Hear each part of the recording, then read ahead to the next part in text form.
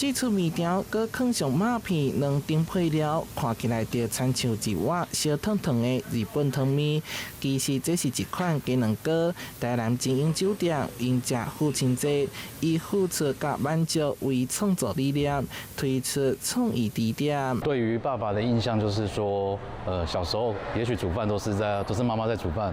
那有時候你可能。回家的時候可能肚子餓，那可能爸爸呢，他可能就會用一個簡單的方式，就煮一碗麵，然後來讓你去做食用。那我覺得這個蛋糕，我覺得這是一個對於說爸爸的一個回憶跟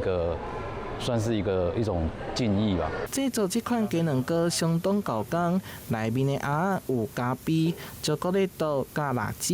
整體口感吃起來非常豐富。過去酒店也閣推出過工具箱仔、相機加酒矸等造型雞卵糕，大家攏以創意設計引發討論。這是果凍花，我們用針頭把花型把它注入我們的果凍裡面。一針一筆純手工製作，還閣有甜點業者行健康路線，主打藝術菜園花蕊甲菜園花，會當甲向爸爸平常時歹講出嘴的感謝寫佇咧內面。一般蛋糕奶油含量比較高，我們的果凍花由白手做成的果凍基底，用天然的食材萃取出顏色，